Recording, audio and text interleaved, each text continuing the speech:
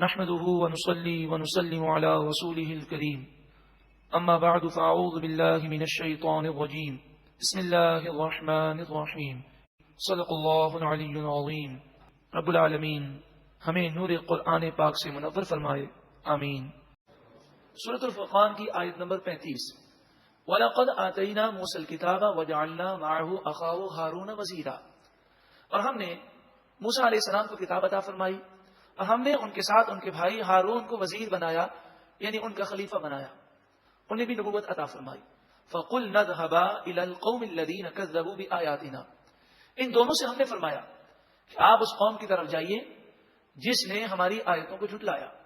فَدَمَّرْنَاهُمْ تَدْمِيرًا، فرمایا ان کافروں نے جب انکار کیا تو ہم نے انہیں مکمل طور پر تباہ کر دیا، انہیں تباہ کر کے ہلاک کر دیا۔ وَقَوْمَ نُوحٍ لَمَّا كَذَّبُوا الرُّسُلَ، اور قوم نوح نے جب رسولوں کو جھٹلایا، کیونکہ ایک نبی کا انکار سب رسولوں کا انکار ہے۔ قوم نوح نے تو نوح علیہ السلام کا انکار کیا، مگر ایک نبی کا انکار تمام رسولوں کا انکار ہے، اس لیے فرمایا كَذَّبُوا الرُّسُلَ، تمام رسولوں کو انہوں نے جھٹلایا۔ اغرقناہم، ہم نے انہیں طوفان میں غرق کر دیا۔ وجعلناہم للناس آیہ، اور ہم نے انہیں لوگوں کے لیے عبرت کا نشان بنا دیا۔ وَأَعْتَدْنَا لِلظَّالِمِينَ عَذَابًا أَلِيمًا، اور ہم نے ظالموں کے لیے دردناک عذاب تیار کر رکھا ہے۔ وَعَادًا وَثَمُودَ وَأَصْحَابَ الرَّسِّ، قوم عاد، قوم سمود اور کنویں والے سب ہلاک کر دیے گئے۔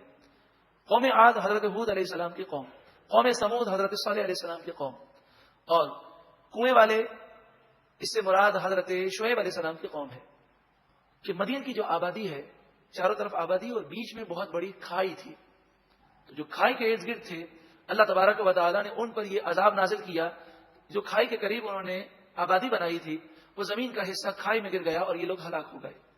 وَقُرُونًا بَيْنَ ذَلِكَ كَثِيرًا، اور ان کے درمیان اور بہت ساری بستیاں ہم نے ہلاک کی، جو قوم عاد، قوم سمود اور قوم شعیب سے پہلے تھیں یا ان کی بعد تھیں، ان کے درمیان تھیں۔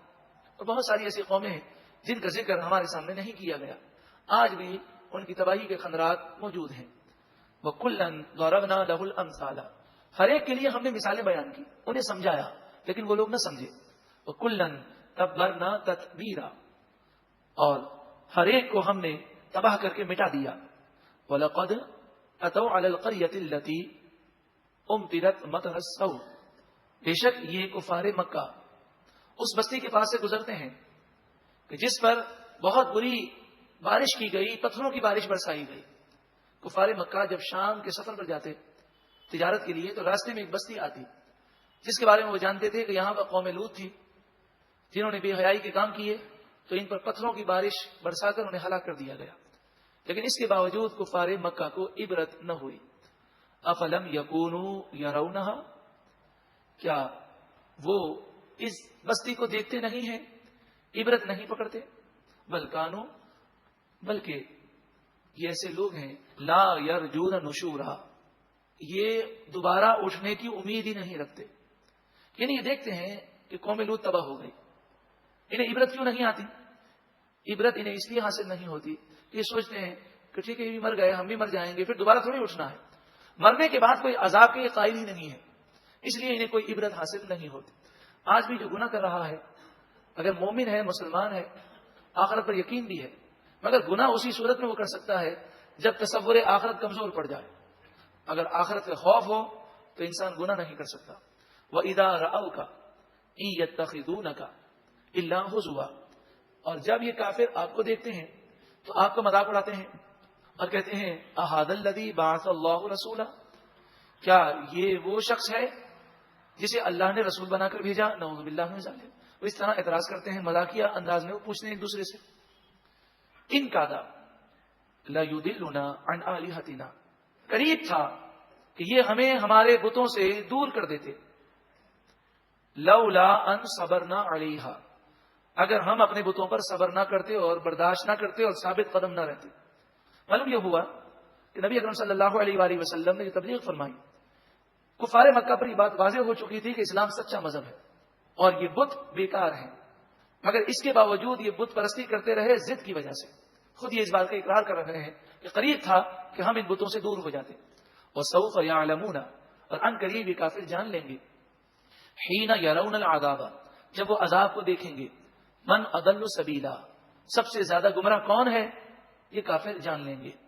ارأیت من اتخذ الہہ ہواہ، ارأیت اشارہ فرمایا کیا تم نے دیکھا، من اتخذ الہہ ہواہ، ہوا کے معنی نفس کی خواہش، کیا اس شخص کو دیکھا جس نے اپنے نفس کو خدا بنا لیا؟ نفس کو خدا بنانے کے کیا معنی ہے؟ نفس کی پیروی کرنا، اللہ کے حکم کے مطابق نہ چلنا، بلکہ اللہ کے حکم کے مقابلے میں نفس کی بات اور خواہش کو فوقیت دینا، نفس کو خدا بنانا ہے۔ مشرکین بتوں کی پوجا نہیں کرتے تھے، حقیقت میں وہ اپنے نفس کی پوجا کرتے تھے، اس لیے کہ مفسرین فرماتے ہیں وہ ایک بت کو تراشتے اور ان کا جی چاہتا تو ایک شکل بناتے، اب بت کی پوجا شروع کرتے، بظاہر یہ بت کی پوجا کر رہے ہیں، اسے خدا سمجھ رہے ہیں، پھر جب تک ان کا دل چاہتا وہ اس کی پوجا کرتے رہتے، پھر ان کو لطف نہ آتا تو بسا ہوگا اس کو اٹھا کر پھینک دیتے، دوسرا بت بنا لیتے، یہاں تک کہ اگر ایک پتھر انہیں ملتا اور یہ کوئی بت تراشتے پھر اس کی پوجا کرتے رہتے، اور چند دنوں کے بعد کوئی زیادہ اچھا پتھر مل جاتا اور اس پر نقشہ بناتے، کوئی زیادہ اچھا نقشہ بن جاتا تو پہلے بت کو چھوڑ دیتے، دوسرے کی پوجا شروع کر دیتے۔ تو حقیقت میں یہ اپنے نفس کی پجاری ہیں۔